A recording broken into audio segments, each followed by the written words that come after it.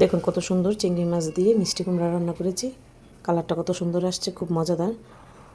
বেশি ঝোল রাখিনি, পরিমাণ মতন আমি একটু তেলের মধ্যে নিয়ে আসছি। এরকম মাখা মাখা করে আপনারাও রান্না করে খাবেন। আসসালামু আলাইকুম। একটি চিংড়ি মাছ দিয়ে মজাদার মিষ্টি কুমড়া রান্না করব। আমি প্যানে আগে থেকে তেল দিয়ে রাখছি, তেলটা একটু গরম হওয়ার না। এখন পেঁয়াজ দিয়ে দিলাম, পেঁয়াজটা একটু লাল হওয়ার জন্য রাখবো। এখানে পরিমাণ মতন চিংড়ি মাছ দিয়ে দিচ্ছি। চিংড়ি মাছগুলো একটু তেলে ভালো করে ভাজবো, যেন চিংড়ি মাছটা পুরোপুরি তেলে ভাজা হয়ে যায়।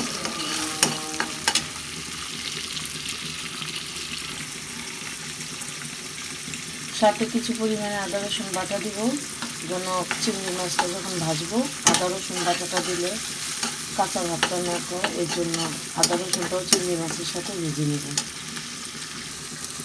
পরিমাণ মতন পানি দিয়ে দিব, সাথে মিষ্টি কুমড়ার সাথে অল্প পরিমাণে হলুদ দিয়ে দিব, একটু সাদা সাদা রাখবো। আর এখানে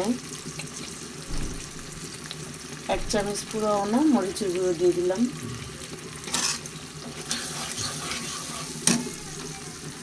এখানে পরিমাণ মতন লবণ দিয়ে দিলাম। এখন এটাকে আরেকটু কষাবো। দেখুন তেলের উপরে কষা ফেলছি চিংড়ি মাছটা। এখন এই পরিমাণে মিষ্টি কুমড়া এখানে দিব। মিষ্টি কুমড়াগুলো আমি একটু চিংড়ি মাছের সাথে ভাজবো। একটু ভালো করে কষালে তরকারিটা এমনিতেই অনেক মজাদার হয়। আমি রান্না করলে আমার একটা মিষ্টি কুমড়াও ভাঙে না। আমি কষানোর সময় খুব নাড়াচাড়া কম করি। এখন পরিমাণ মতন আমি একটু পানি দিয়ে দেবো।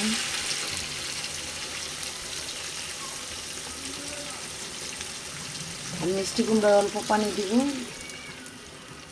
যেন অল্প আছে মিষ্টি কুমড়াটা আস্তে আস্তে সিদ্ধ হয়ে যায়। মিষ্টি কুমড়া সিদ্ধ হতে তো আর বেশিক্ষণ লাগে না, অল্প সময়তেই হয়ে যাবে। এখন আমি ঢাকনা দিয়ে ঢেকে রাখবো। এখন আমার তরকারিটা হয়ে গেছে,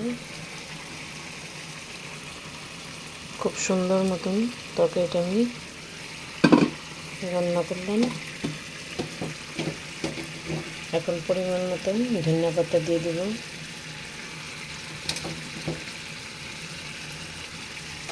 একটা মিষ্টি কুমড়াও আমার দেখেন ভাঙেনি। এভাবে আপনারা রান্না করতে পারেন। লাউ বা মিষ্টি কুমড়া, জালি,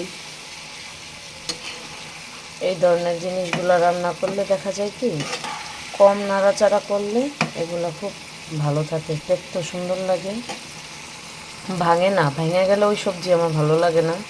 তাই আমার এই সবজিটা দেখুন কেমন হয়েছে। সবাই এভাবে রান্না করবেন, দেখবেন খেতে খুব ভালো লাগে।